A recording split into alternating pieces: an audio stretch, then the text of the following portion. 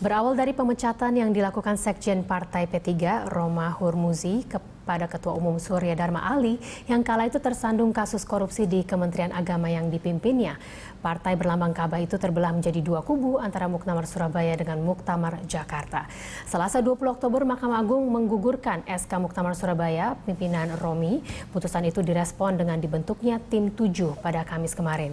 Dan untuk membahas polemik ini, saya telah ditemani Bapak Ahmad Baidowi selaku Wakil Sekjen DPP P3 Kubu Romi. Kami juga mengundang pemirsa untuk dapat menyampaikan opini Anda melalui sambungan telepon di nomor 021-52900-308 atau bisa juga di 021-52900-311. Ya, selamat pagi Pak Awi ya.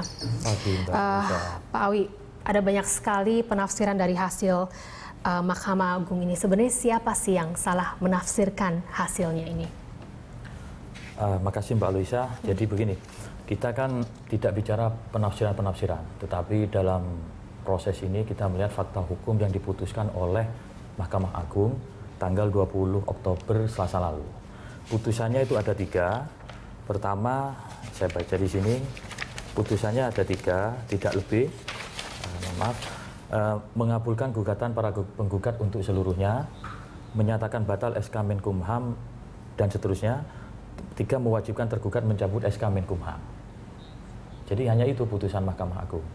Jadi menurut Anda memang sejauh ini tidak dikatakan secara belak-belakan siapa yang sebenarnya berada di posisi yang benar begitu ya? Oh tidak, karena yang berwenang mengesahkan sebuah kepengurusan partai politik berdasarkan Undang-Undang Partai Politik Nomor 2 Tahun 2011 adalah Menteri Hukum dan HAM. Itu atribusi kewenangan yang diberikan kepada pemerintah. Putusan Mahkamah Agung hanya memutus permohonan dari para pemohon, dan pemohon di sini nggak ada minta pengesahan itu, hanya minta membatalkan SK Menkumham. Begitu Mbak Luis. Jadi kalau soal bicara penafsiran, ya kembali lagi kalau kami tidak mau berdebat dalam wilayah itu, kembalikan saja ke fakta hukum yang ada itu seperti apa. Begitu. Jadi langkah selanjutnya bagaimana Pak? Jadi kita dari P3 Muktamar Hasil Surabaya, kemarin kita sudah melakukan Rapimnas ketiga dengan dihadiri oleh 34 DPW dan pengurus harian DPP, menghasilkan beberapa keputusan, diantaranya yang terpenting pertama adalah membentuk Tim 7 dari kita. Tim 7 itu terdiri dari Bapak Suharso Monoarfa, Bapak Romi sendiri, Bapak Mardiono, Ibu Ermalena, Pak Aunur Rafiq, Pak Isa Muhsin, dan Pak Soleh Amin. Apa tugas dari Tim 7 itu?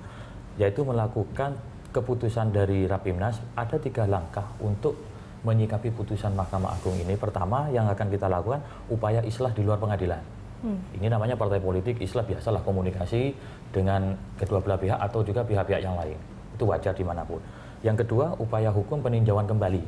Karena itu dimungkinkan oleh undang-undang. Di Undang-Undang MA nomor 15 tahun 85 pasal 67 ada ketentuan mengenai peninjauan kembali.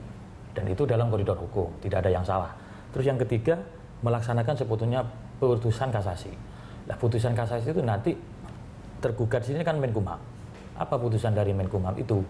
Nah, 3 hal itu coba kita lakukan, terus dikaji oleh Tim 7 untuk melakukan politik dan hukum ke depan. Langkah-langkah politik dan hukum yang strategis ke depan seperti apa. Jadi Tim 7 ini adalah tim yang dibuat oleh Muktamar Surabaya ya, sepihak berarti ya? Oleh Rapimnas. Hasil Rapimnas 3 Muktamar P3 Muktamar Surabaya. Baik, dari 3 hal itu berarti yang didahulukan adalah melalui islah ya? Ini kan tidak ada saling mendahului, ada 3 hal yang akan kita lakukan. Terserah nanti Tim 7 mana yang prioritas yang akan dilakukan. Bisa jadi 3-tiganya juga bersama, kan ada 7 orang. Tinggal dibagi 2 orang, yang 1 3 orangnya begitu. Apakah nanti tidak akan dirasa seperti menyerang kubu sebelahnya justru dengan menciptakan Tim 7 ini, Pak? Tidak lah, saya kira kan ini bagian dari effort lah, bagian dari upaya untuk menyelesaikan persoalan yang memang kita sendiri sudah jenuh lah selama setahun terakhir. Sudah berlarut-larut ya? Menghadapi cobaan yang begini gitu kan.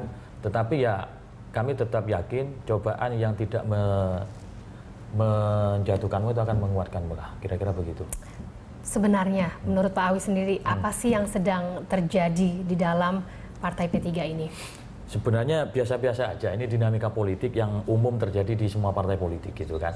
Persoalan perbedaan tajam terus meruncing kepada adanya dua pihak yang berseteru, berbeda pendapat sampai sekarang, itu soal seni. Kalau kita lihat sejarahnya P3 itu, ya persoalan konflik kayak gini biasa. Misalkan dulu di zamannya Pak Naro, terus di zamannya Pak Hamzahas ada sebagian yang, mohon maaf gitu kan, sampai membentuk gerbong baru. Di zamannya Pak SDA pun sedikit ada dinamika. Dan juga koreksi juga waktu ke Mbak Luisa tadi bahwasanya memang puncaknya dimulainya itu tanggal 9 September tahun lalu ketika terjadi pemecatan terhadap Pak Surya Dharma Ali dilakukan oleh rapat pengurus harian, bukan dari Pak Romi. Itu yang perlu kita klarifikasi, yang memberikan sanksi itu pengurus rapat pengurus harian, bukan pribadi-pribadi.